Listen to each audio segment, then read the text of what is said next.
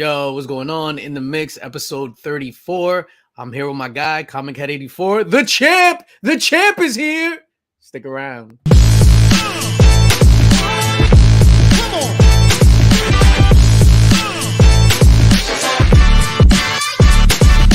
Let's go.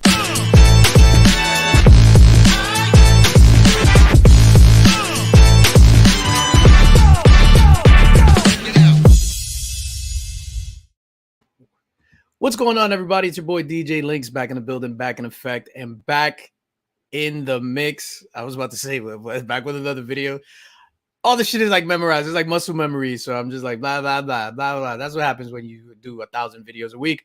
But that's what we do. We grind, you know what I mean? I'm super excited today. Today we're getting to chop it up, taking a look behind the curtain, a look at the man who is COMICHEAD84. This is like an episode of Dark Side of the Rings. No, I'm just kidding. You know, Kenny from the Epic Rap, he is the Epic Rap Battle Champion, but I've been dying to just talk to him one-on-one and have a conversation. I was just telling him backstage, it's just odd because on the Epic Rap Battles, you're always last because you're so nasty because you always win. So, yeah, I'm definitely excited to talk to him. But before we do that, I just want to bring attention to, in the comments, there's a comment that's pinned. So that's the Comic Vets channel. He's doing a 600 subscriber push.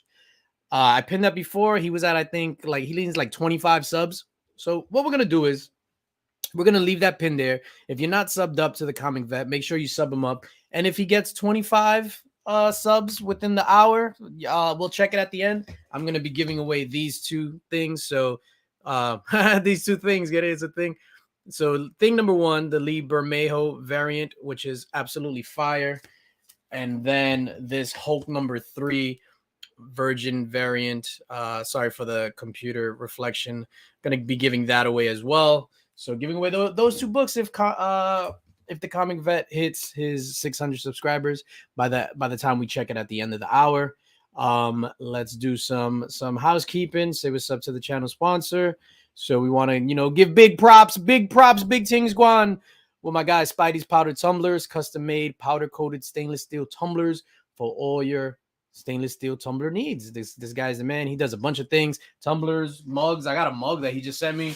This guy sent me a bag of pens. He does pens. Yeah. I'm gonna ship myself down to Texas to see if he can coat me, and I'm just gonna walk around like coated. And then before we bring in Kenny, I just want to say what's up to the chat real quick and say what's up to the early birds, Unruly Simeon, what is going on? Thank you for being here. Chop, as always, thank you for being here. Mrs. Linx was away on a business trip. She came home today, and I was happy. I was complete. Darwin, what is going on, my dude? It's about to be fire. Yes. Oh, yeah, we're not going to get some sick bars today, Chop. This is just a conversation, unless let me get an impromptu battle going on. I don't know. Flo Dammer, what is going on, my guy? Thank you for being here. Pocan Joe, Wow Peasy, Steven C. Congratulations on that Link Squad win for the January Links box. Switch, what is going on, man? Manny, thank you for being here. Thank you for being here, Manny. Fantastic judging the other night, last week. Austin LeMay, thank you. Fantastic. Just you, Austin. You are fantastic. BX Boxer, what is going on? Thank you for being here. Squared Circle Comics. Wow. Thank you for being here. Nick from Nick's Kicks and Comic. Hey, that boy got a fresh fade. Yo, I was woofing for mad long, man. And I respect my barber. I don't go cheat on my barber the minute that he says, yeah, I don't got you this week. I stick it out. And then, of course, oh, shit. Remy Q starting it off early. You know how we do. Remy Q is going to get, you know what? We're going to keep it simple.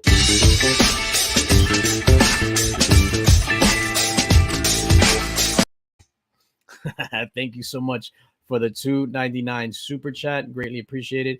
With that said, I'm going to bring out tonight's guest. Like I said, I'm super excited to chop it up with him. He is the Epic Rap Battle Champion. It is my guy, Mr. COMICHEAD84.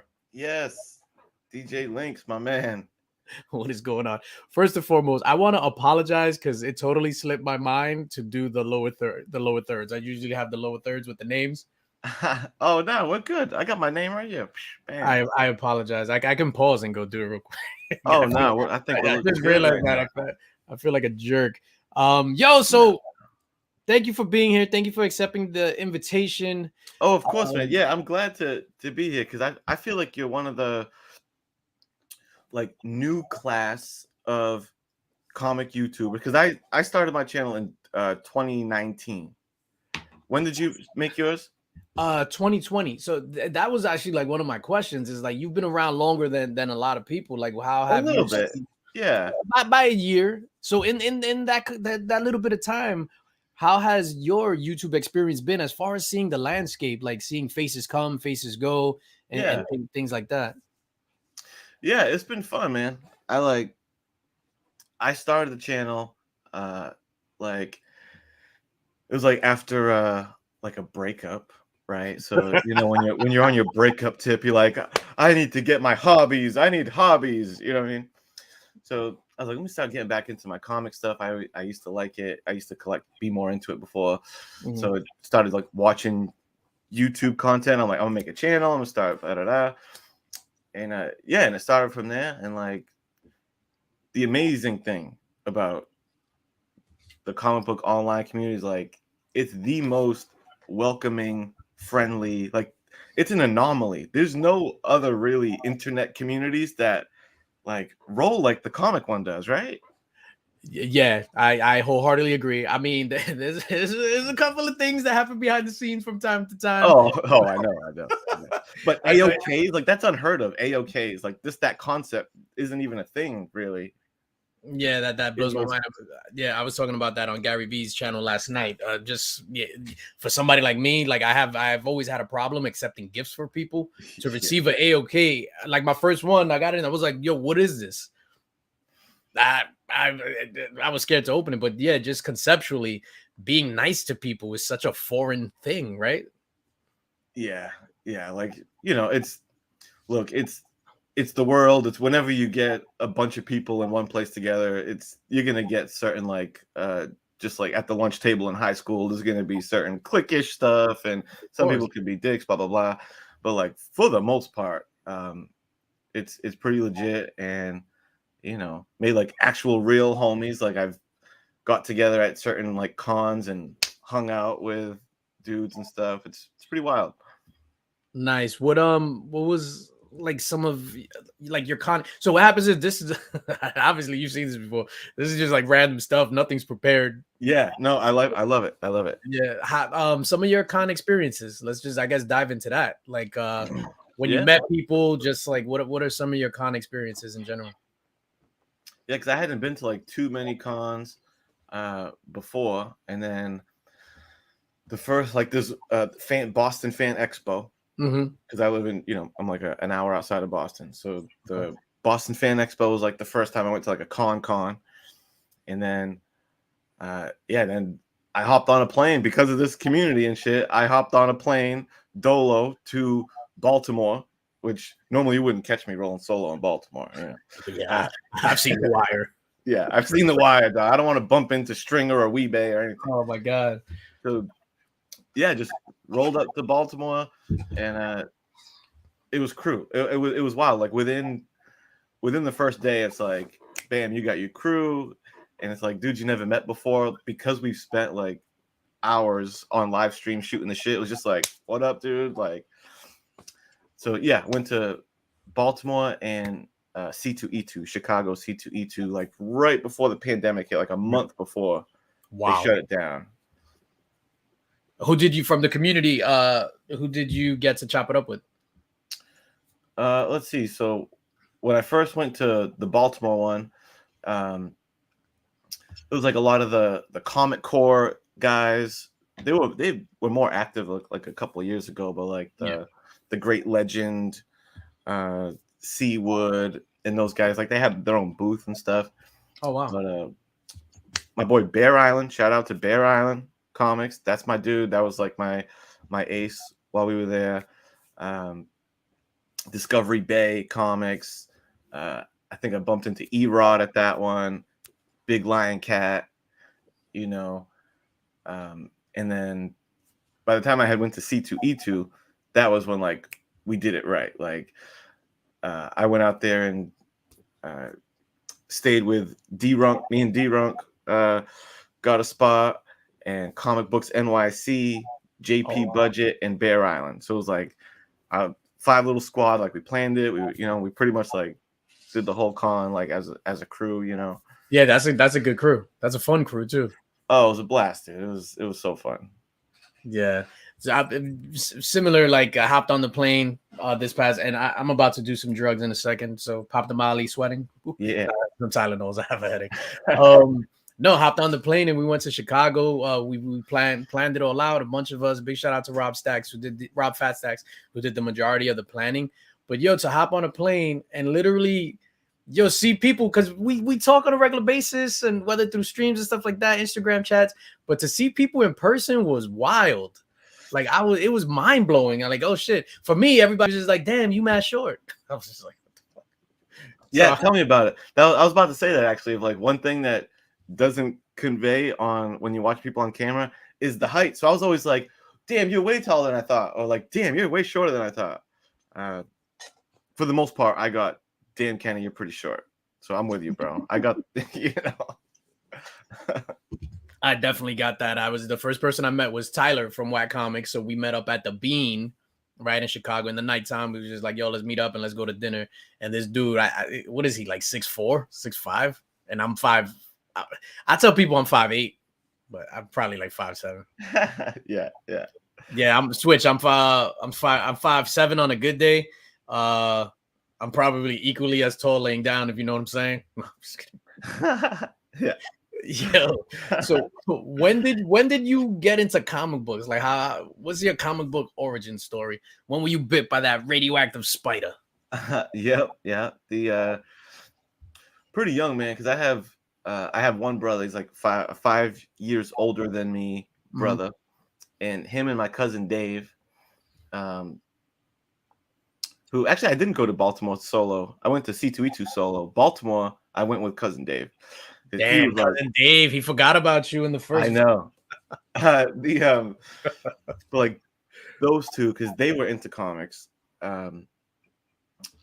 So coming up, that was my exposure, you know, and like since my brother, like they were 5 years older, so like they were like the cool ones. So I was always trying to be like on their level, like, yo, can I hang out? Da da da, and just that's where I got exposed to comics.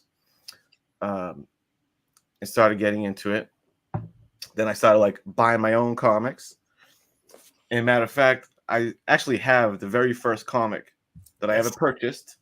Let's see that bad boy. In line at Stop and Shop supermarket, waiting to cash out. I was like, Ma, I need to grab this one. I actually made a little slab for it. It was this bad boy right here. Oh, wow. Just love that team up cover and shit. Hells yeah. And you know what's funny is like, let's see if the light catches it. Let's see. If it might need to be out of the slab for it, but like on the around the head of Spidey, you can see like indenting from me tracing. Yeah, and like trying to learn how to draw from it.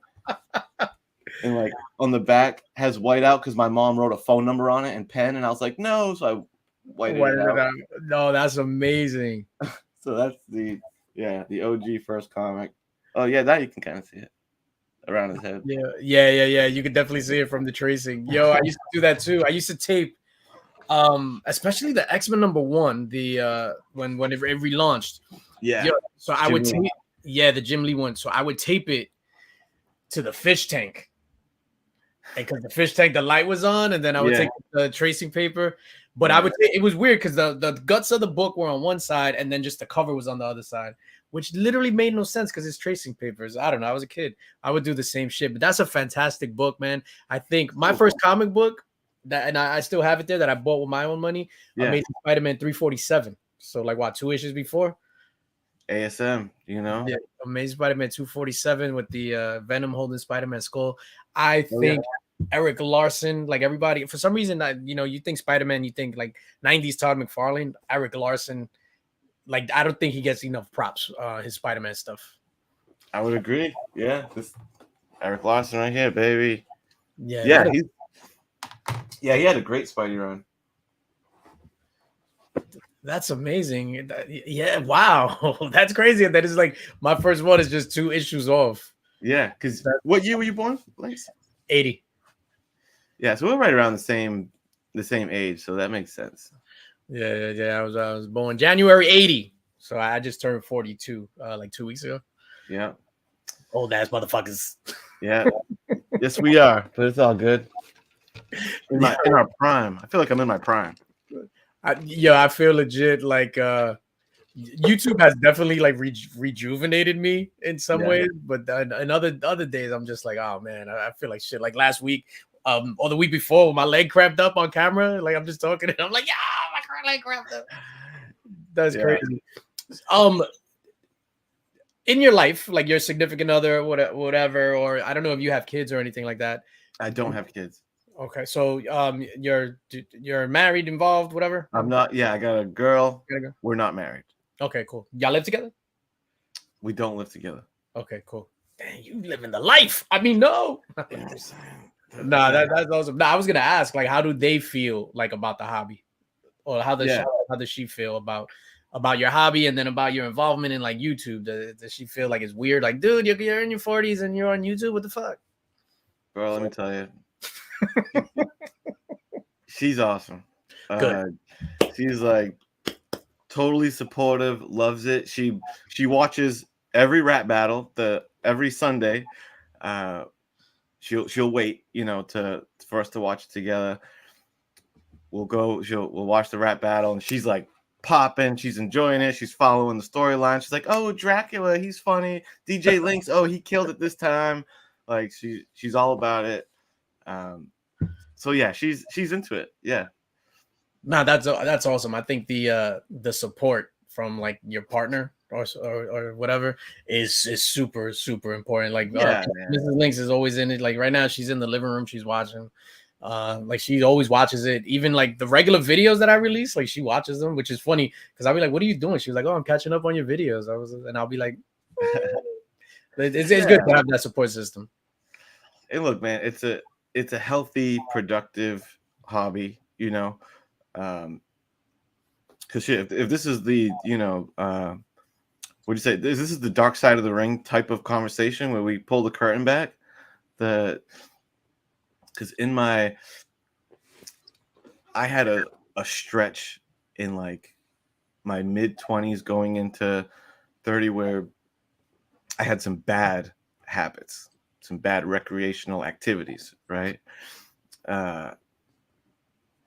Just straight up like just on a drug train, and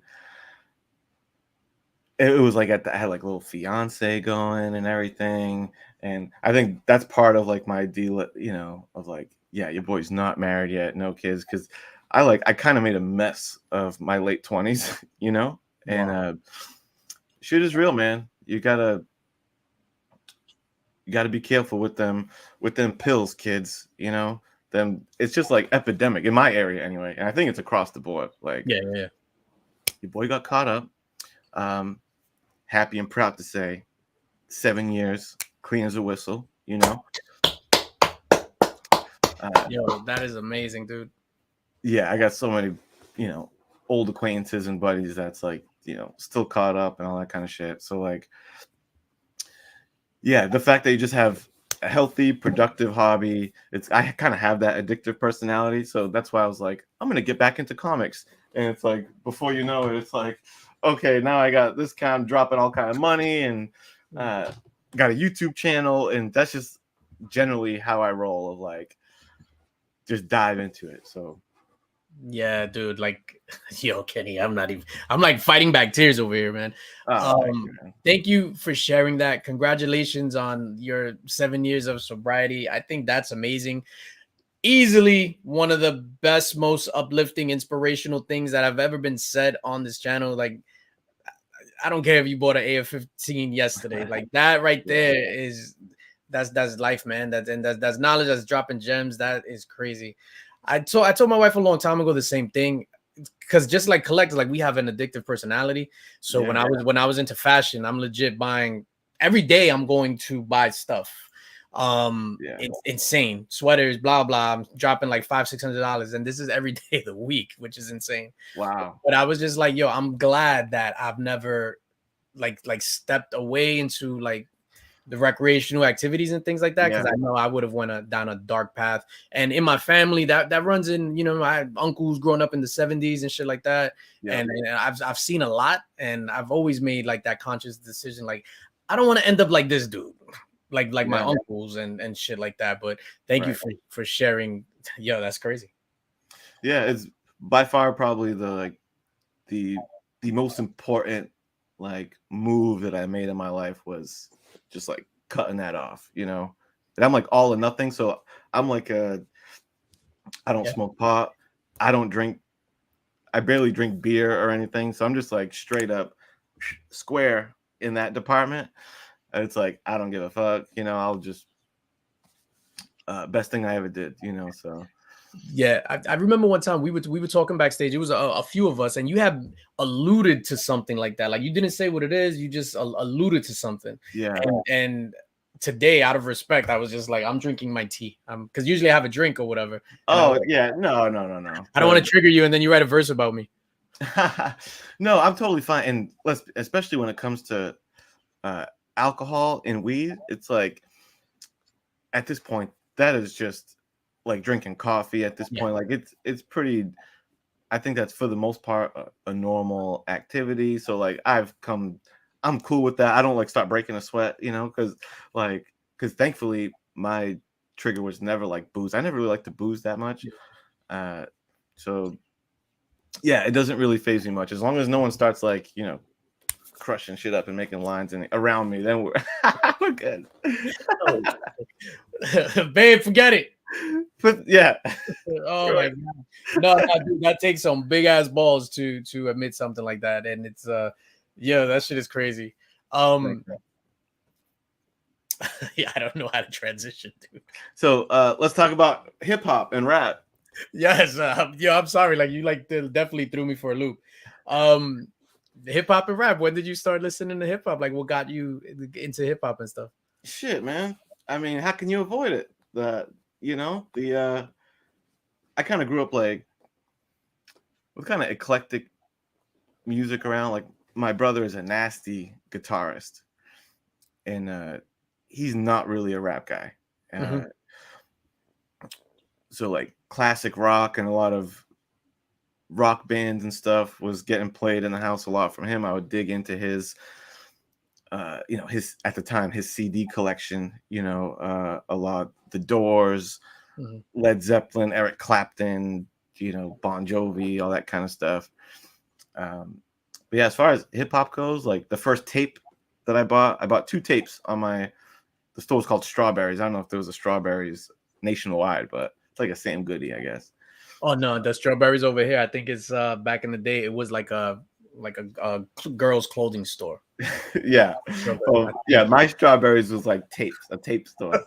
And I bought the cassette of Busta Rhymes When Disaster Strikes. Oof. And the single of Jay-Z Feeling It from Reasonable Doubt. Yeah. So those were like my first couple tapes, you know. And yeah, man, I was just hooked, you know. Yeah, that's what is that? Disaster Strikes is 97, 96, 97?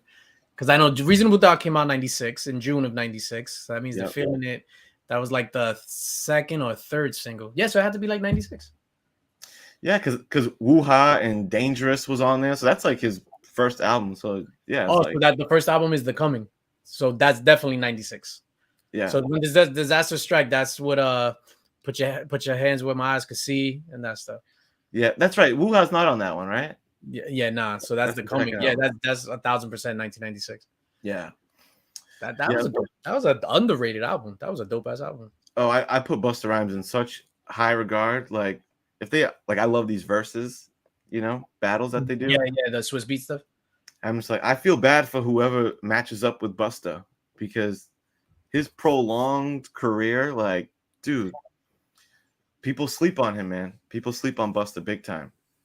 Yeah, I wholeheartedly agree. I saw him perform live twice. So I went to the Summer Jam when Hot 97 does the Summer Jam, and it was at the Meadowlands Arena in Jersey. And literally the best performance I've ever seen. Like my mind was blown. I was like, holy shit. And this had to be 2010, 11 around there. And then a couple of years ago, this had to be 2000. Well, I was about to say, what year was it? 2019.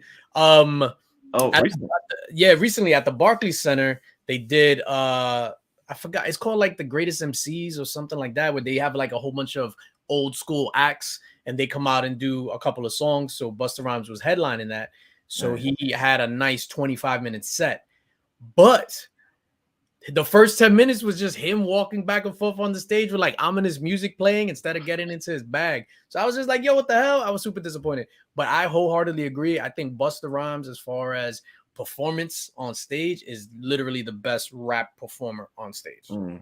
I would love to see that because he just seems so animated, you know, and that voice, dude. Like, he's got some pipes on him, dude. Yeah, it's super unique, and his pen game is strong. A lot of people sleep because they talk about the performance and the charisma, the voice, shit like that. If you listen to his stuff is deep too. Like, people sleep. Yeah. So is he like your, like, who are your top 5? Like, no order, if you can even name the top 5. Yeah, you know, it's always tricky. I don't know if Busta would be top 5, but like the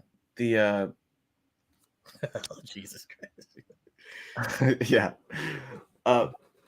Big Pun is a Mount Rushmore dude for me. I love Big Pun. Big Pun's music. Always a huge Core Mega fan. I always felt like he never got the shine. Like, I think he's the superior rapper to Nas because they're very, you know, because they were like kind of in the Firm you know, scene together, Queens guys, and like I've always thought Core Mega's the better version of Nas. Hot take, come at me, dude. So Core Mega's a fave, you know. Lupe Fiasco is, when it comes to like lyrical pen game, few are operating at a higher level than Lupe Fiasco. Yeah, you know, love his shit. So, you know, that's my dude. People like have different kind of takes on him, but yo, Kanye West is one of my favorite artists. Big, you know, I didn't like. Yeah, I mean, I guess growing up, you know, a lot of times when people go top 5, they usually go back to like the 5 when they were growing up. But you know, modern day Kanye, I think he's still killing it. Yeah, I agree with you on the Kanye. It's funny. I didn't listen to his last album out of protests, I guess. Really? Yeah, the Don album. You didn't mess with it? I was just like, I ain't listen to this shit, and they were like, "Come on, man, give him a chance." I was like, "Nope." But his early stuff, I still listen to. I mostly do playlists now instead of like listening to straight albums. Yeah, his first, second, and third album, flawless. My Beautiful Dark Twisted Fantasy, flawless. Some of Life of Pablo. After that, yay, I heard it once. I was just like, I'm never listening to this again, and the other stuff. But back to like Lupe Fiasco, I highly enjoy Lupe Fiasco. I gotta be in the mood for it. I think he is. I agree with you. His pen game is insane. Yo, when he gave Royce the 5'9" the business, and Royce the 5'9" is one of my favorite dudes, and I was just like, yo, this guy got destroyed. How is this even possible? Yeah, like, Royce Malik, such a chump, dude, if you ask me. Oh my god, that shit, like Lupe's thing was like, pause. Yeah, like I remember I was walking, you had put it in the chat. And I was walking to the post office to mail something. So I'm like walking up gates over here. And I was just like listening to that. And I was just like, yo, what the hell's going on? And I stood in front of the post office. I didn't go inside, waiting until the whole thing finished. Then I went inside to mail my shit. Have you heard Mural, the song to track by Lupe Fiasco? It's called Mural. Yes. I'm going to be honest. I don't remember it like offhand, but I remember hearing that. And then that might have been the last project that I've heard of his, like in total. Yeah, it was like was it on Tetsuan Youth or something? It was. Yep. Okay, there we go. It's just like such an ill masterpiece level track. But yeah, Lupe's the man. You know, I feel you on like you kind of got to be in the mood, like kind of like Eminem. Like I have a weird fandom with Eminem. like, dude, growing like when he first dropped, dude, there's probably no other rapper that got my ass excited enough for me to start rapping and spitting stuff and like getting into it than like M's first couple albums. Like, and then 8 Mile, like got the battle thing really going. That's like I was in high school when 8 Mile dropped, and like, dude, battling at lunchtime with people and shit. And that early stuff was just so good and unique. And like people mention him as GOAT a lot and stuff. But I gotta say, M is not GOAT. Like I don't want to say not even close. I wouldn't go that far, but he's not GOAT, and he's probably not top 5 because there's something that Eminem is missing and forgets. Somewhere along the way, he like just got super into rhyme schemes and like he wants to impress everyone in the room with how fast he can rap and how intricate he can do this and that. But like he's not really saying shit, and it's not like really enjoyable to listen to. Like rap music is a combination of things. Like when people say Biggie is GOAT level,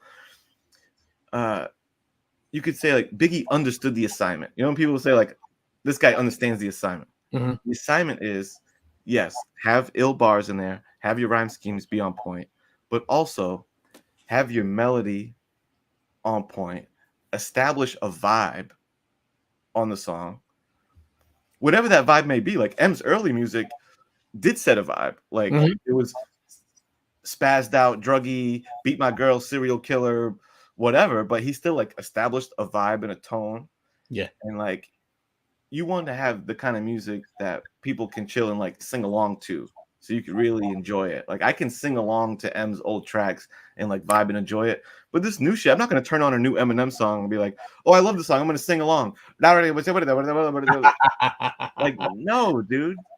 Yeah, I 1000% agree with you. I think when you look at catalogs, I think Eminem might have like 3-4 good albums out of 11, 12.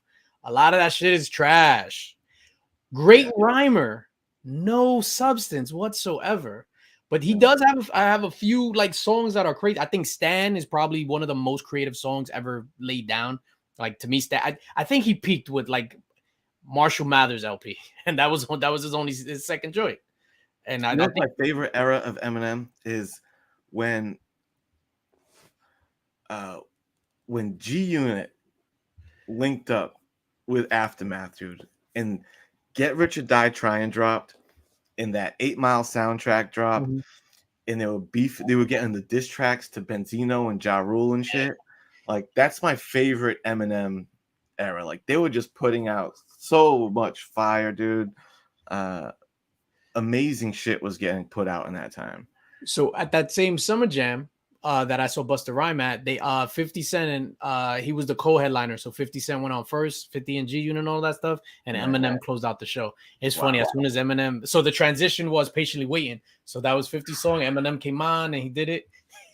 Mass exodus. You're like everybody just like, oh really? I'm surprised at that time because he was, I thought, still killing it.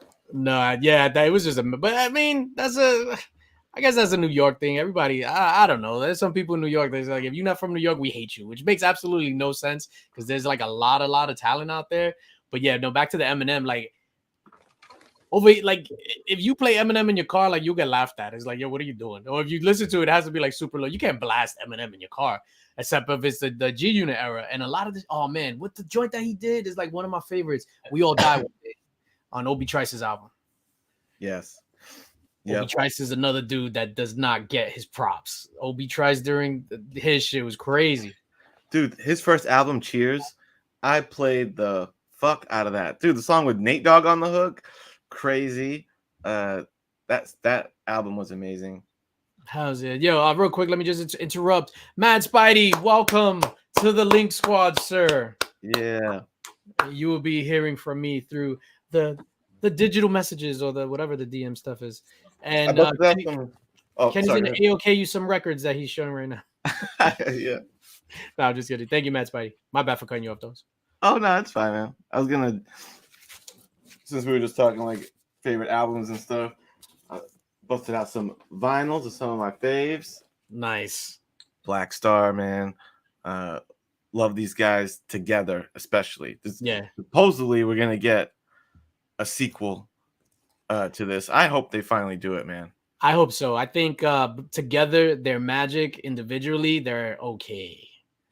Yeah, I would agree with that. Yeah. Like, they have decent songs solo, but this is like Talib these is albums I'm about to show you are like some of the few albums that the only time I'll buy a vinyl is when I think that at least 80%, if not 90%, is all fire. yeah. You know, No, I'm yeah, not gonna buy the vinyls. There's like a couple good tracks on it. Nah, not at all. That's a classic though. That's it. Talib is not too far from where I live. He's the resident DJ at this spot. Okay. Yeah, like 10 minutes away. He says Oh, that's fine. at Brooklyn Bowl. If anybody wants to go see Talib Kweli on Thursdays, it's him, and then the other day is Questlove. This fucking album, love it, dude. Kid Cudi.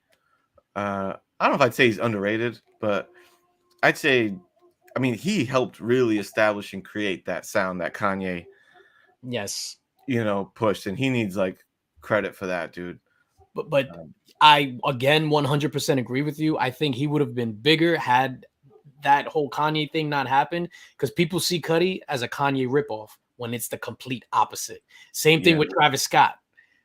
Kanye ripped off Travis Scott, and then people say, I'm glad Travis Scott is he blew up and stuff like that. It might not be my kind of thing because I'm an old head. Yeah. But, Yeah. Like Kanye legit ripped off their sounds, and it sucks that Cudi doesn't get the props he deserves. Yeah, because I think at the end of the day, Kanye is like, he's a producer at heart, so he's good at getting the right people in the room, and like, because most of his albums, like Don is a good example of, when you get a Kanye track, it's never gonna be like, all right, give me an instrumental and I'm just gonna spit on this thing.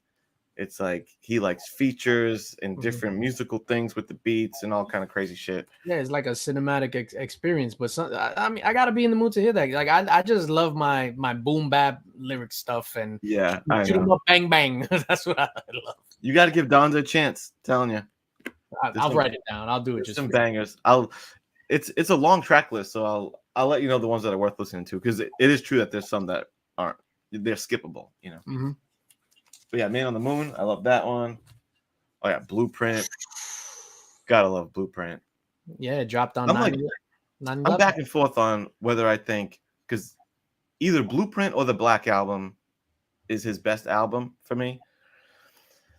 Where do you stand on that? Do you agree that it's one of those two, or no? For me, his top three albums, I enjoy Reasonable Doubt the best. This will come second, and then third, probably Black Album will come third.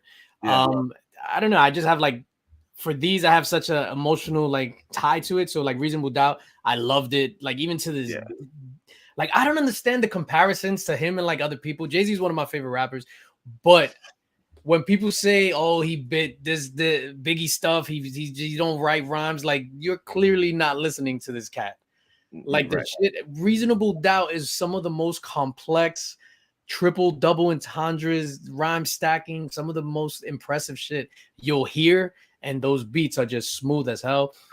Blueprint, I think, from a production level and just from a guy to drop at that time, that's his sixth album, to drop his best work and on your sixth album is unheard of.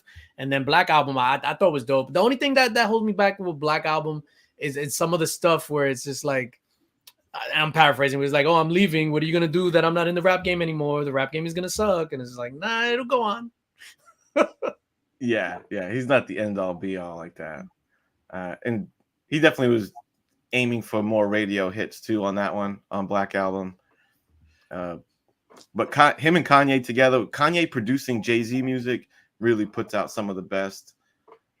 And I do love me some Reasonable Doubt. I feel like he didn't truly grow into his sound, because he has a different sound on that. He's still kind of I wouldn't say he bit anybody or anything, but there's definitely a parallel with him and Big L in that kind of speed, kind of flow, kind of 90s.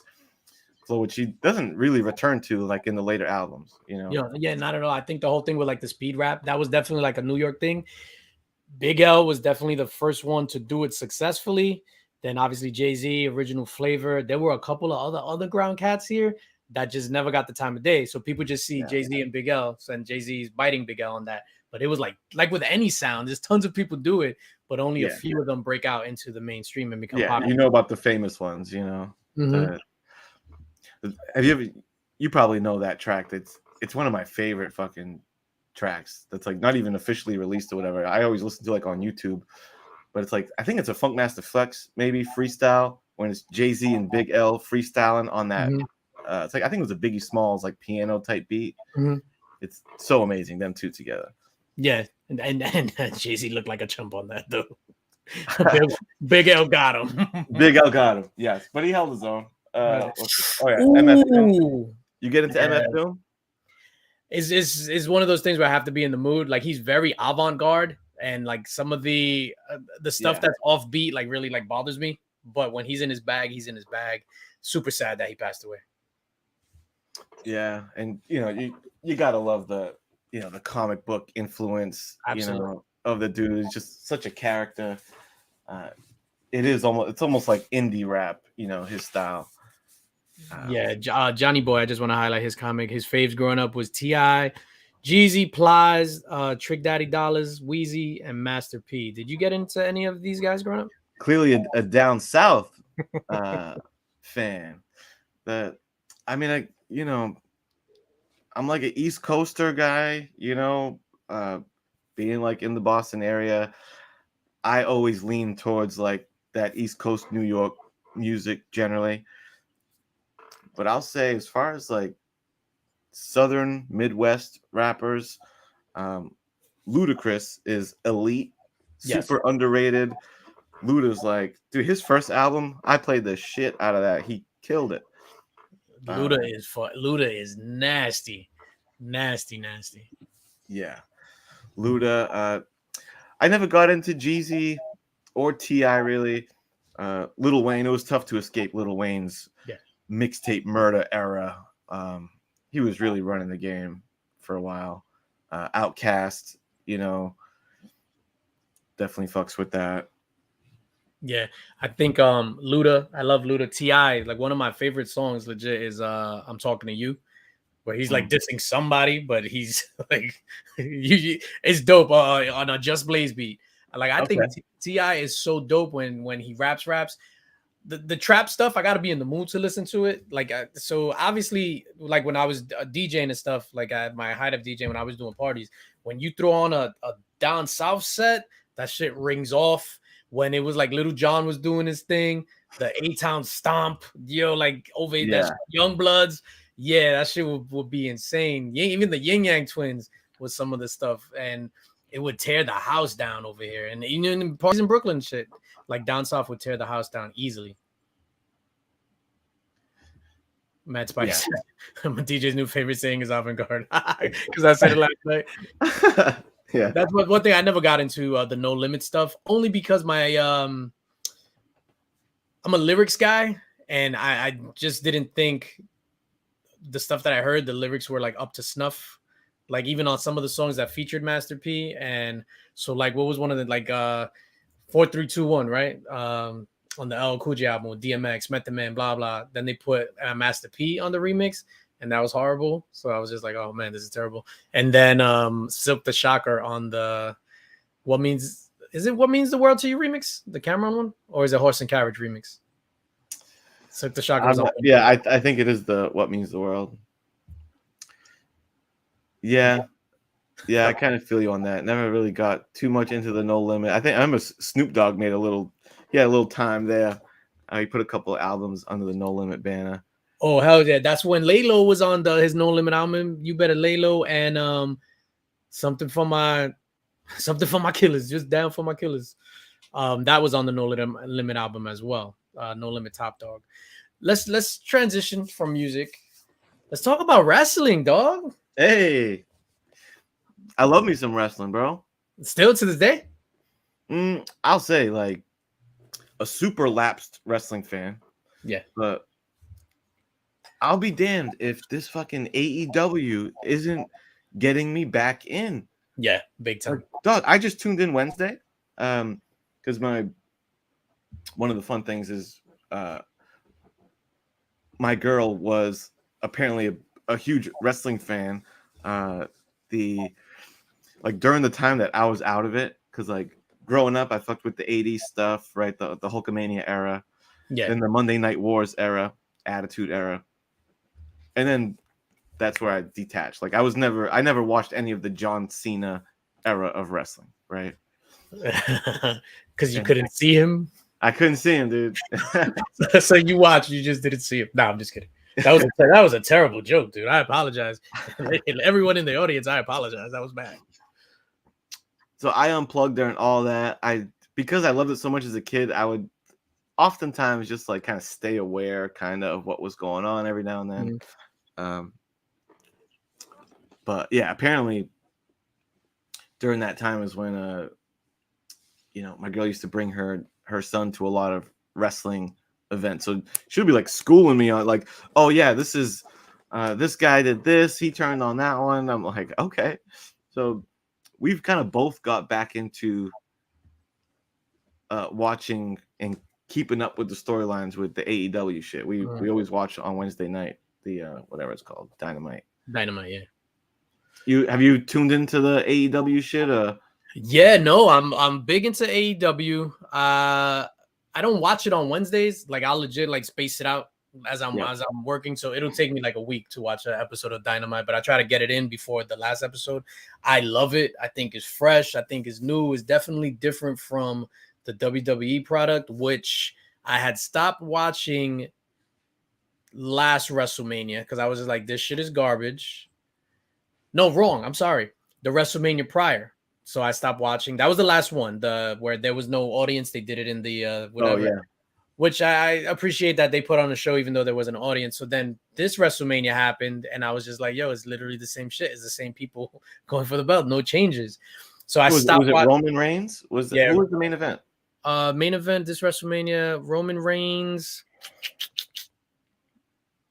Probably either Brock Lesnar or Seth Rollins, right? Because they don't don't even have a big roster anymore. And they got rid of so many people. So then this past week, not this weekend, this just Saturday that just passed. For some reason, I was just like, you know what? I'm gonna download Peacock. I'm gonna pay the $5. I'm gonna watch Royal Rumble, and I watched the Royal Rumble, my first WWE show in forever. That shit was fucking trash, yo. Trash, right? Oh my god, it was the worst thing ever. No, like you know how back in the days, like the eliminations will set up future matches. They, Maven pulled out Undertaker. Now Undertaker wants to school this young buck for stabbing him in the back. None of that stuff. It was the worst shit in the world. But back to AEW, I love AEW. The only criticism I have of AEW, so like I got into wrestling in like the early 2000s with Austin. So I missed the whole like Monday Night Wars type thing. So I was like into Austin was out. So The Rock and Triple H were the guys. Triple H is one of my favorite performers. So I'm real big into like ring psychology and stuff like that. And even during those shows, it would be like, yo, you never know what's going to happen. So they plant seeds throughout the entire show. Whereas with AEW, I feel like, all right, we got the MJF segment up here. We got the Young Bucks segment here. So there's no feeling of spontaneity in the show, even though the wrestling is great. The other thing that I feel like is a flaw with them is, and this is not just with AEW, this is with a lot of indie wrestling, where you hit a big move, you sell it for like 10 seconds, you get up, and then that's it. So yeah, back to business, right? Yeah, it's back to business. Like it's like, no, dude, like he just stomped on your knee. Like now you have to limp for the rest of the match until you hit your finisher. Like that's how it's supposed to work. Like you see a lot of that shit, like with the Lucha Libre, like with like Rey Fenix and Pentagon, who I think are amazing, but like they'll fly out the ring, land on the mat outside, and get up 10 seconds later and do it all over again.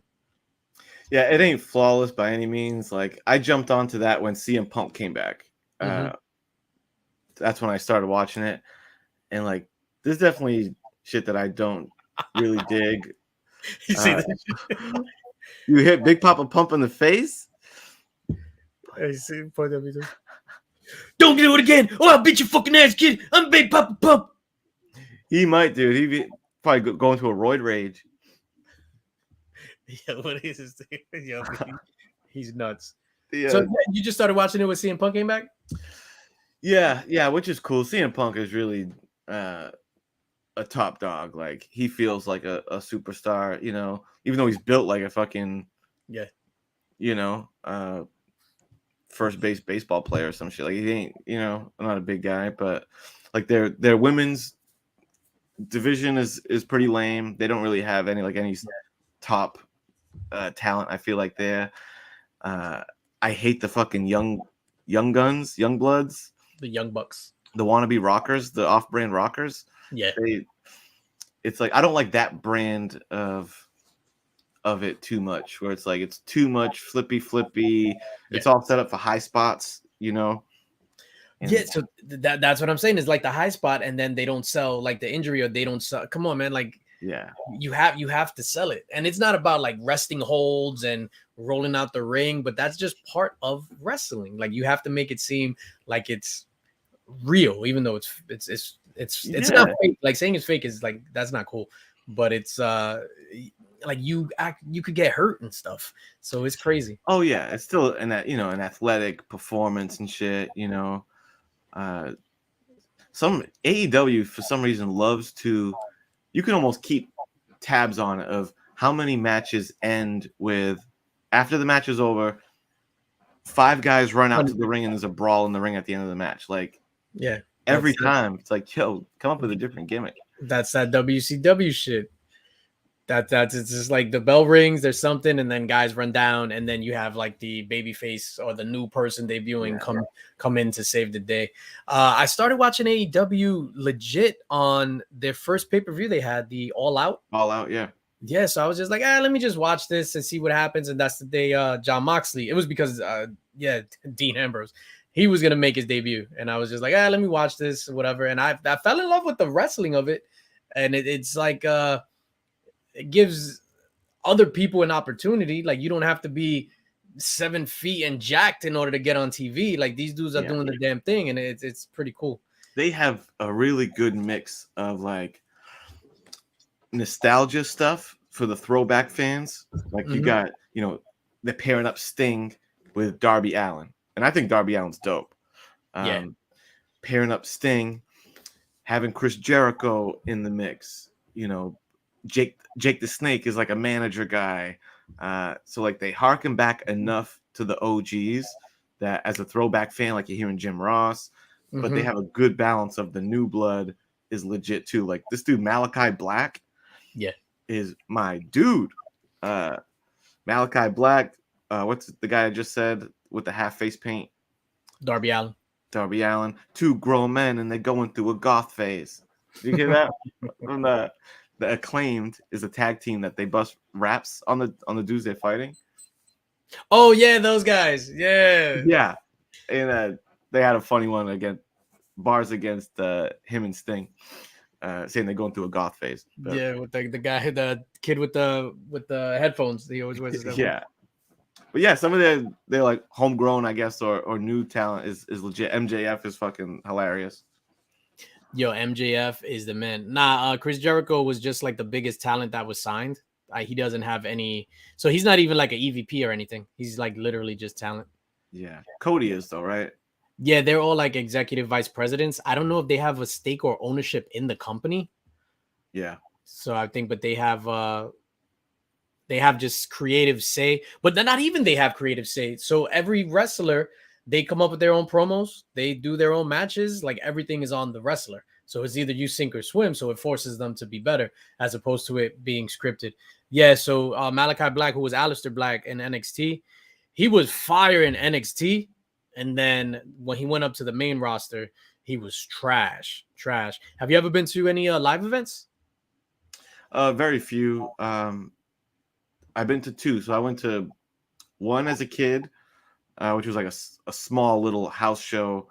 The main event was Triple H versus Mankind. So that was pretty cool. And then just last year, I got up with my boy D-Runk, and we went and saw AEW. So nice. I saw an AEW show last year. Those are the only 2. I know you have been to some shit. You saw Randy Savage live, right? Yeah. But I mean, I was like 6 years old, 7 years old. That was the first wrestling event I ever went to. Yo, like, I remember it like it was yesterday. I was in my grandmother's house, and my godparents were like, "Yo, we're coming to come pick you up." I was like, "Okay." Yeah, we went, and it was we saw Randy Savage versus Steamboat. Wrong. No, I stand corrected. It was Steamboat versus Jake the Snake, and it was a house show, but that was the first time Steamboat brought out the Komodo dragon. So I guess they were like testing that out. So Jake had the snake, definitely pause. Oh shit. And then Steamboat brought out the Komodo dragon and then chased him to the back. Main event was Ricky Steamboat and adorable Adrian Adonis versus Bruno San Martino. And damn it, I forgot the other person. But that was that was the blue steel cage with the squares. Wow, yeah. Yeah, so that was dope. And then we saw the Killer Bees. There was a battle royal. Yo, legit. So the battle royal, they set it up. So it was like and this was the Heart Foundation before they were big. The Killer Bees, the dude, the graduation dude, Leaping Lanny Poffo. They all stand on one side of the battle royal. Savage's brother. Yeah. Right. And then they introduce Andre the Giant. Ooh. And Andre the Giant stands on the other end by himself, and everybody just rushes him. It was probably like 7 minutes long, this battle royal, and Andre the Giant literally threw out every single everyone. As you should. You got to build up the big man like that to just be the unstoppable monster. Yes, yeah. So this had to be 86. Yeah, it had to be 86. And I was just like, yo, this is amazing. I loved watching Superstars on Saturday, which was dope. But it was weird when I got back into wrestling as an adult, where it was like the matches were competitive because I was so used to seeing, the star beating up a jobber. Yeah. So I was just like, why is this guy fighting back? Like, that doesn't make any sense. When you got back in, that's the Stone Cold Rock era? Yeah. So the first pay-per-view I watched back, I think, was Judgment Day, where Undertaker made his return as the American Badass or something. So, because it wasn't even at school. I was already out of school, so I had a job, and all these dudes were talking about was wrestling, and I was just like, "Yo, my guy, like you're this age, and you're talking about wrestling, which is hilarious now, right?" Yeah, right. Yo, so I was like, "Yo, that shit is trash," and they were like, "Yo, just watch it." And then I didn't have cable, so this guy Fred, he would record Raw for me and give it to me on Tuesday, and then I was just like, "Yo, this shit is fire, son." Yeah. So like The Rock, I've always loved Triple H. I think for me, Triple H at the time, take out his Hulk Hogan-esque burying tactics, because Hulk Hogan did that. As a performer, I think Triple H had it all. Like, he had the mic skills, he had the psychology and the ring awareness. Like, to me, he was like the total package. Yeah, I mean, I could see that. I never totally bought into him. The only thing he had a dope finisher. Love his finishing move. As far as just like character gimmick, I feel like it was never like quite defined enough. I like a nice defined gimmick, Yeah, you're absolutely right. I hated when he changed a lot throughout the years. I think the best Triple H was when he was injured from the quad injuries, and he came back and he would rock the jean, like the leather jacket with like the jean vest over it, or the vice versa. Yeah, he came back super jack. Cardboard Crazy says best wrestler all around, Edge, the rated R superstar. Whoa. Sir, that is definitely a hot take, and we are gonna go with that shit's fucking trash. No, I wholeheartedly agree with that, sir. I can't stand Edge. Even now, I'm happy that he's back and he was able to get cleared to wrestle, but I was never like an Edge guy. No, not a big Edge guy. Yeah, and then I guess the biggest event, and I've mentioned it, like I was at WrestleMania 20 when Cena won the U.S. title off a Big Show. Yeah, the U.S. title. So I was there. That was the main event where they had killed Undertaker, and then he came back as the dead man. Oh, Jesus. Versus Kane. So that was dope. Yo, the funny shit was, because the only difference in that version of the dead man was he was wearing the hat and the coat, but he still had his American Badass slingette and his pants. So he comes out, everybody's just like, "Oh, it's American Badass." You just hear silence. Everybody like, "What?" He just has on a coat and a hat. Like, what? Dude, I think, like, if I'm talking top 5 wrestlers or whatever, like Undertaker always makes it for me, because as far as like longevity of the run, like no one has like stayed as relevant as him. I respect that he just stayed WWF the whole time. Yeah. And he kept his, like, he never changed his gimmick, but he tweaked it enough along the way to stay fresh, you know. Did you ever see the on the WWE network the I guess the series that they did last year or 2 years ago when he retired? It was like 7 or 8 episodes. Is that something where it was like he was chasing around the Bootios guys? No. No, I didn't see it. No, so it was talking about his career. So he was like, okay. It was the first time he opened up, and it was like they didn't even like, and in his lower third, it was like Mark Calloway. It wasn't even Undertaker. Yeah. So it was like his first big thing as Mark Calloway, and I lost.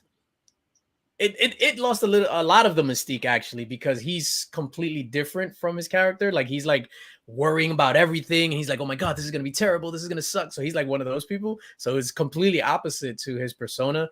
But yo, the way he was a free agent, and Vince McMahon calls him, and he's like, oh man, Vince McMahon called me, and I was so worried. Oh my God, what am I gonna do? And that Vince McMahon is just like, hello, is this the Undertaker? And he's just like, yes, it is. And that's how he got his gimmick. And he put everything into that gimmick. And it's because of him. Like he like went 1,000% into that gimmick. And that's why it took off. Because you see now it's like all these guys are like, I don't want to do that, this and that. He was just like, yes, are you going to make me a zombie? I'm going to be the best possible zombie. Dude, he committed to it and sold it. And like, yeah, because that could have easily just been like one of those kooky 80s, 90s characters that is like almost too cartoonish to really be legit. Yeah. But he fucking made it work. Yeah, and then that's when all those characters were cartoony. And he came out, and it could have been the wackest shit in the world, but it was dope, man. And I give him his props. Then as far as like longevity, I am not a Cena guy whatsoever, but that dude carried that company for like 13 years. Like between when Rock bounced, and then up onto like when Roman Reigns became, or Brock Lesnar came, whatever the case may be. Yeah. Yeah, he like legit carried that company for better or worse. Yeah, during, for me, the dark ages, I didn't really tune in on it, but he was the man for a long time, it seems. And it's, that it's cool that he's making his, almost like The Rock, like making his little Hollywood turn. He's killing it on Peacemaker, if you ask me. Yeah, I'm literally after this, I'm gonna watch episode 6. Who would be your wrestling Mount Rushmore? Episode 6 is so fire, dude. It's the best episode yet of the series. In the last 10 minutes of it, got me like, okay, this show was fire. I can't wait to see. So yeah, look forward to that. Yeah, I can't wait. Yeah, my Mount Rushmore, like Randy Savage for me is the most complete. My favorite wrestler, perfect size, the look, the gimmick, the promos, the in-ring work is fantastic. Dope finishing move.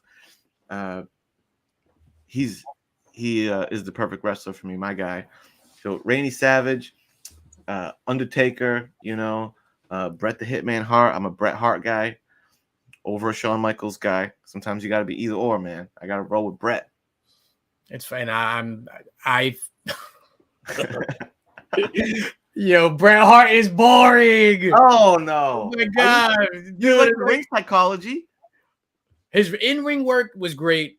He was just a boring person. Like he's like super boring. So it's like, who's like, could you compare to now? I guess Chad Gable, who's all like wrestling is fine, or Tyson Kidd, right? Tyson Kidd is he's a great wrestler, in-ring technician. He is boring, and it's funny that he comes from that Hart family. But I always found Bret super, super boring. I don't know why.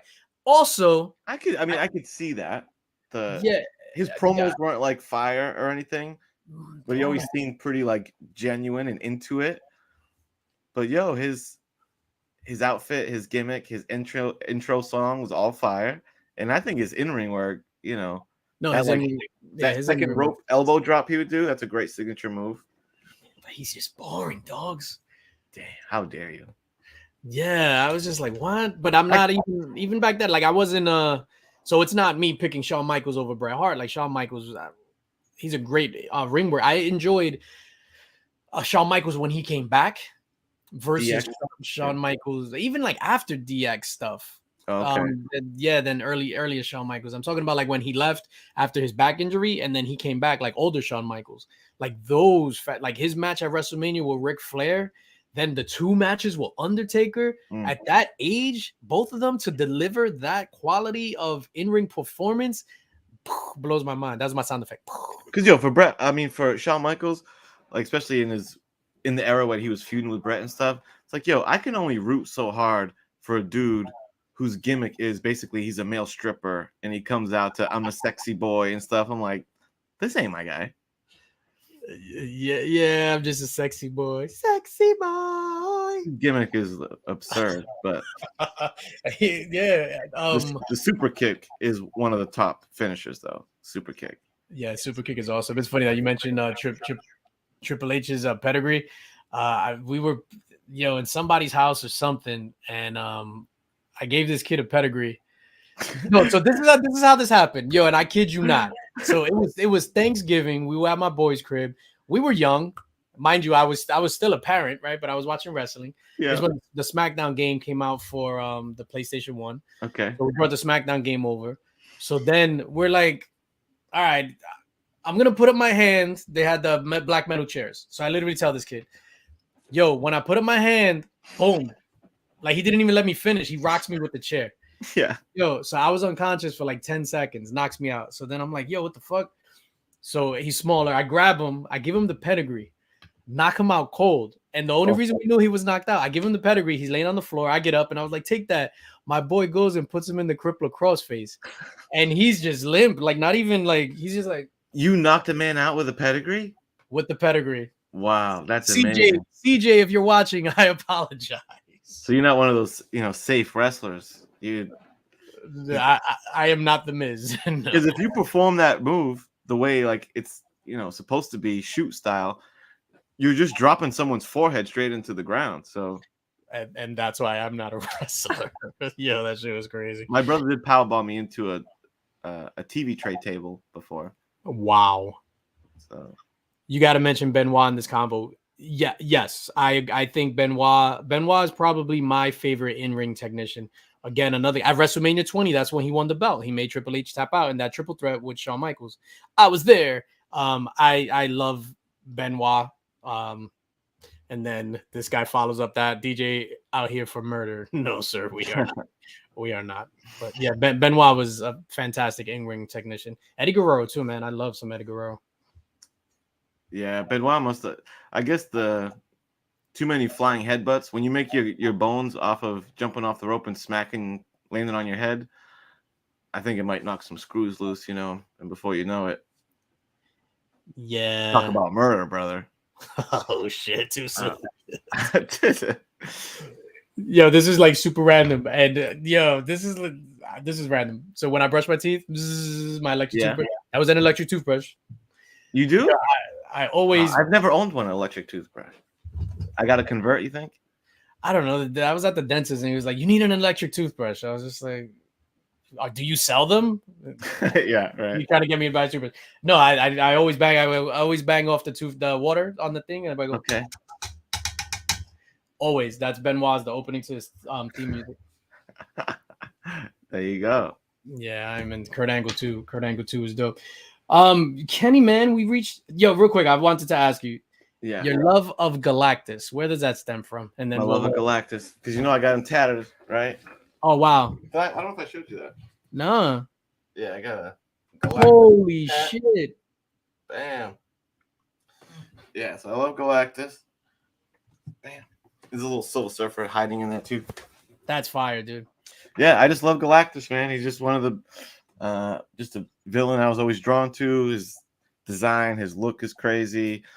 I always just thought it was interesting. He's not like the traditional bad guy who wants to take over the world. He's kind of like, he's not even a villain per se. He's just trying to do his thing, but you just get caught up in his in his path.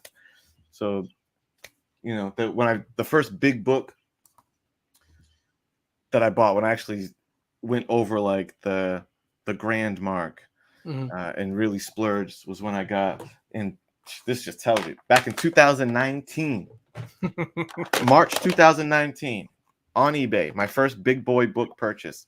I got a set of the trilogy, 4.0, 4.0. This one, and there was a fourth book, which was FF, I think 25, the first Inhumans. $1,400 on eBay. It's like a different world, right? This one alone is like 25, kind of like. Yeah. So nuts how a couple years make. I love Galactus. I'll just give you a quick give the people a quick banger showdown. Hold on. Let me make you big.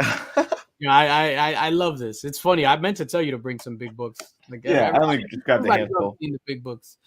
Jesus Christ. Got the FF Galactus trilogy, GSX. This is also a couple years ago, $800.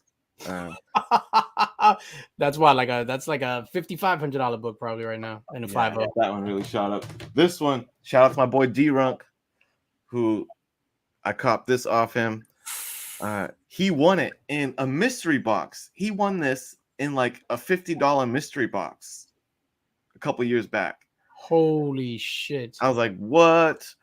So we worked out a deal, and it was like a win-win. I gave him a fat stack of cash for this, trust me, and he put it towards his X-Men 1. I got a good deal on this. Everyone was happy. Holy shit, dude. The book that actually got me into this YouTube and really collecting is I was watching videos, and I was seeing this book in like the background of people's videos. Yeah. And I'm like, I got that fucking book because I loved this cartoon. Obviously, was my shit. I love it. It's one of the best. And I had the entire run. I have like the whole number 1 through like 36 of the Adventures run. And I'm like, what is that book? I'm like, that ain't a big deal, is it? And then I realized what it was. This is like the one from my original childhood collection that I slabbed. Wow. So that one's cool. So how's it? So because I was not even aware of CGC and nothing when I first got back in. So I was like, yo, books go for money like that. This is fun. Keys. I wasn't even thinking of keys until like a few years ago. Yeah. Oof. Ghost Rider. Oof. Banger there. That shot up, man, like crazy. Yeah. Yeah, I feel like I bought that one at a good time. I bought this one at a good time. I bought this one. I went to Baltimore Comic-Con. Craven. Oof. That shot up too after No Way Home with just his silhouette. Yeah, that shot and ASM 41 shot up like crazy. Wow, that's amazing. Yeah. I don't know what this one's going for now, but I remember I paid $585 for it, and I'm sure it's going for like way more than that now. It's crazy. I'm pretty sure. Mad Spidey goes, I hate you, Kenny, because he's flexing. And these two are from this last year, 2021 pickups. Nice. Swamp Thing. That Big cover Jack, is he's show the Swampy. That cover is so iconic. That's an iconic cover.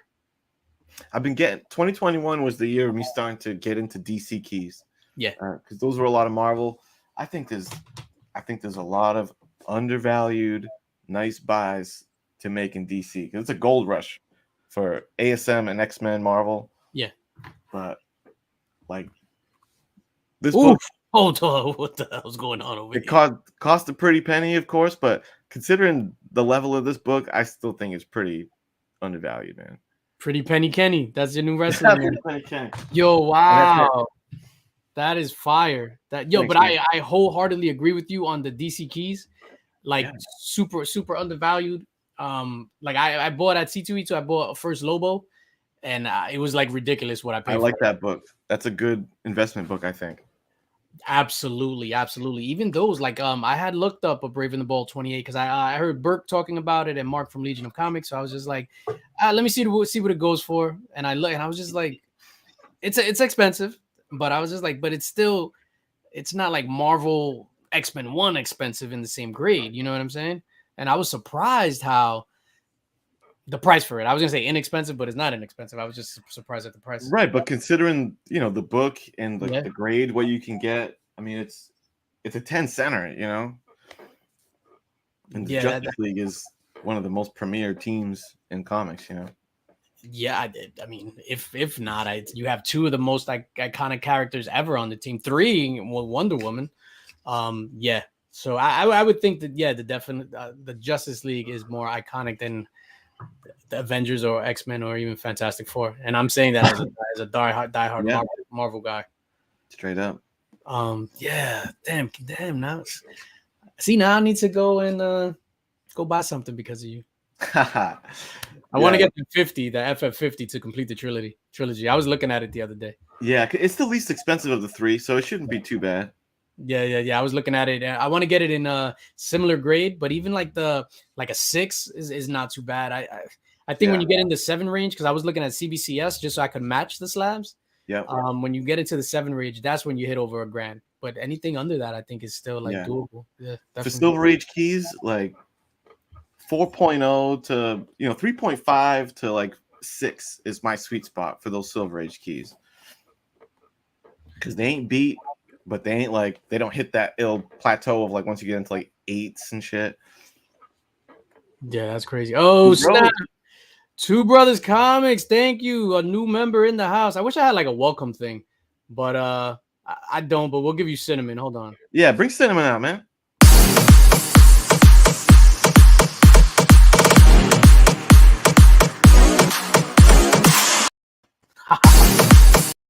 Oh no, that's too much. And then let me just real quick say, before we get out of here, say what's up to the channel members. I have to add you guys to the. Oh wait a minute, let me get rid of this comment. There we go. Just say what up to all the channel members. So this is slide 1, and then slide 2. I'll add everybody else to this slide. Everybody hit me up. I need to send out welcome packages of stickers and pins. My pins should be coming in next week. I ordered them. Waited for that coupon to come from Sticker Mule, so you get your stickers and your pins. And we're doing the damn thing. We did last night on the Link Squad live stream because we do the monthly Links box. And my whole deal is just giving back to the channel members. So last night we gave out Secret Wars number 8.5 CGC. Oh, that's awesome. Big shout out to Steven C. So what we're gonna do, whoever was in the Link Squad live stream, we agreed that we're gonna skip a February box and then we're gonna double up the March box so that the slab could be bigger. Or if we do, we're thinking about doing like a hot toy or something, but it's gonna range from like $450 to $500, whatever we decide on. So March madness. Yeah, I'm just all about giving back, man. I don't know, this community, like legit, Kenny. It's an anomaly, like you said. So I'm just all about and you do a good job with your channel, dude. A lot of like because I usually the people that like came out or whatever like in that year, I'm like kind of attached to, like those are my guys that I stick to, and I think it's natural. Everyone kind of enjoys their circle. There's so many channels, you can only watch so many. Like I said, man, from kind of like that next class after me, I think you're one of the best in it, dude.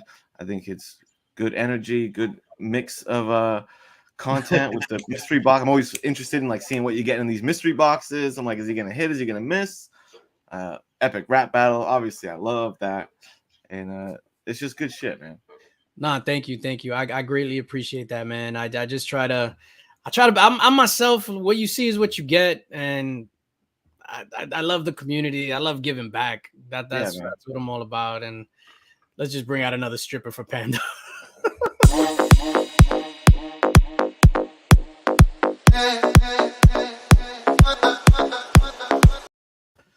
Yo, when I was making that, like I'm at my desk, so whatever, and my monitor is humongous. So I'm there, so that I'm like that, and then my wife is just like, "Why is it so quiet? What do you do?"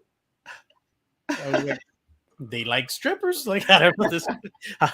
I'm doing this for the public. The COVID boomers, yeah, that's what I refer to a lot of us as the class of 2020, like me, Scott, Remy, Alan May, like. There's a lot of people that came up at the same time, and it's there were some people that didn't last, which is not that it's funny or anything like that, but I don't know, perseverance and consistency, that's what's gonna get you there. So yeah, like you guys missed my my golden era on my channel, because there was a time where your boy was killing it, dude. I gotta say, I'm washed now. That's why I appreciate like you including me and like in the mix on this show and on the battles and stuff, because I'm pretty much washed. My very erratic content schedule but you know, I was in it to several videos a week. I was good at like starting with a cool show concept, and like I would knock out like a handful and then crash and burn. But I feel like that happens a lot though with I don't know. That's why, like, for me, part of my consistency is just the comfortability in what I do. A lot of it is repetitive, but yeah, then there's a less of an opportunity to crash and burn when you start just doing like crazy shit. And Monday we're doing this, Tuesday we're doing this, Wednesday we're doing this, Thursday we're going live, Friday we're doing this. Like after a while, like that kind of gets to you, and because it's like a full-time job. Yeah, you can get a burnout. Yeah, from it. So yeah, I just kind of look at it as like a social media, thing, basically. Yeah, he found the trick to YouTube success is inconsistency and confusing content. Killing it. Kenny, that's my entire YouTube career. Try something new, crash and burn. You and me both, man. Yeah, sometimes you gotta. Yeah, for me, just as my personality, I'm just comfortable and oh shit, Matt Spidey jumping into late. Let's run it back. All right, we'll run some strippers back. Hey.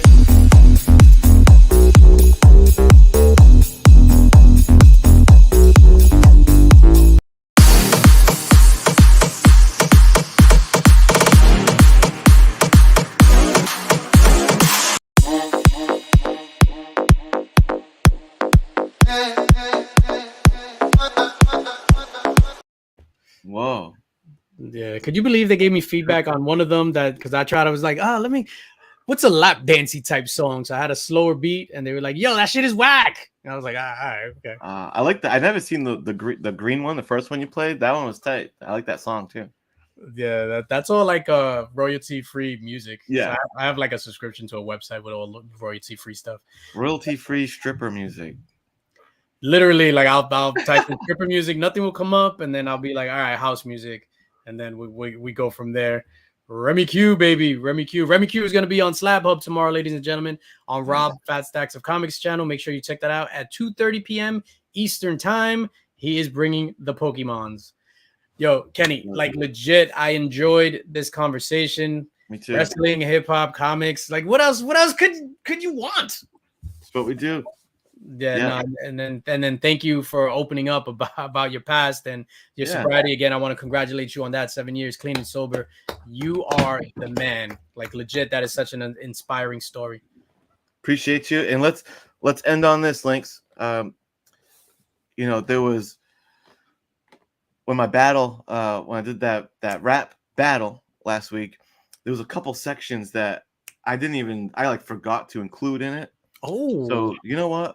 Why don't we end this with me letting off some bars for the people that I forgot to include in there, and once I stick the landing on it, you just cut the camera. We'll just wrap from there. All right? I will do that, sir.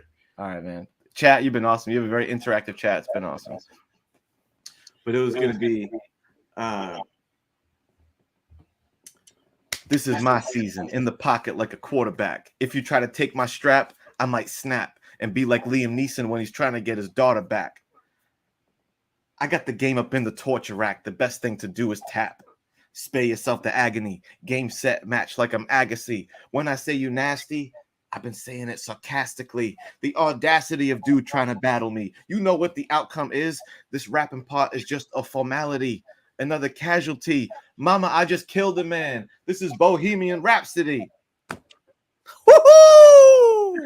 Peace out, y'all. Yo, that was fire. Thanks, man.